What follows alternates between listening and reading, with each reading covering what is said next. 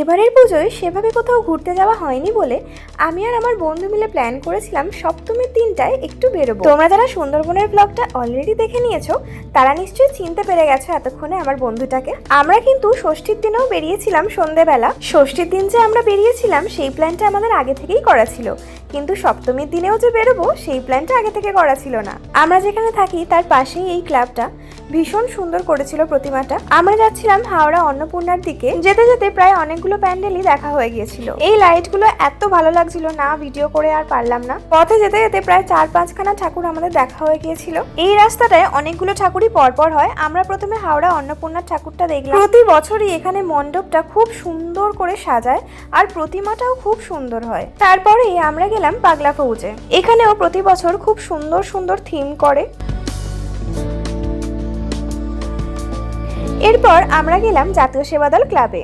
ওখানে তো মণ্ডপের সাথে মেলা ফ্রি। ওদিকে তো পুচকেটা একটা বেলুনও কিনে ফেলেছে। মণ্ডপটা কিন্তু করেছিল ভীষণ সুন্দর। আমরা একটু মণ্ডপের সামনে দাঁড়িয়ে কিছুক্ষণ গল্প করছিলাম। ওদিকে চোখ পড়তেই দেখি একটা বাচ্চা মেয়ে কি সুন্দর নিজের মতো করে ফটো ভিডিও তুলছে, আর একজন তো বেলুন পেয়ে খুব খুশি, মাঠের মধ্যে দৌড়াদৌড়ি শুরু করে দিয়েছে। মণ্ডপের কারিগরি দেখতে দেখতে আমরা ঢুকলাম ভেতরে। যতগুলো ঠাকুর দেখেছি সবকটাই ছিল নজর কাড়া। মাকে যে রূপই দেওয়া হোক সেই রূপেই মা অতুলনীয়।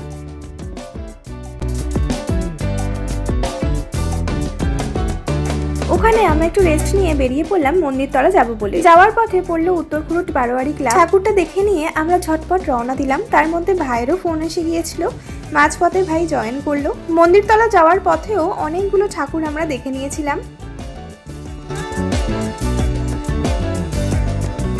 আমরা পৌঁছে গেলাম মন্দিরতলায়। ওখানে এবারের থিম করেছে প্রেম মন্দির। মণ্ডপটার কাজটা এত সুন্দর ছিল, প্রতিটা কাজ ছিল একদম নিখুঁত। মণ্ডপের চিত্রপটে রয়েছে বেশ কিছু কৃষ্ণের লীলার কাহিনী। মণ্ডপ থেকে বেরিয়ে খুব খিদে পেয়ে গিয়েছিল আমাদের, তাই জন্য একটু মোমো খেয়ে নিয়েছিলাম, তার সাথে নিয়েছিলাম একটু আইসক্রিম। জামাইবাবু আর শালা মিলে ফুচকাও খেয়ে নিল।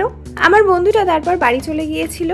ভাই আর আমরা মিলেই আরো কয়েকটা প্যান্ডেল ঘুরছিলাম। মাঠের মাঝখানে চলছিল আদিবাসী নৃত্য। সাঁওতাল জাতি যারা আছেন তাদের জীবনযাত্রার কাহিনী এখানে তুলে ধরা হয়েছিল। আগের বছর এই মাঠটাতে চিড়িয়াখানা করেছিল, সেটাও খুব সুন্দর হয়েছিল, দেখতে এসেছিলাম আমরা কিন্তু অনেক ভালো ভালো ছবিও তুলেছি। তোমরা সেই ছবিগুলো দেখতে হলে চলে যেতে পারো আমাদের ইনস্টাগ্রাম আর ফেসবুক পেজে। এরপর অলিগলি পেরিয়ে আমরা গিয়েছিলাম স্বামীজি স্পোর্টিং ক্লাবে।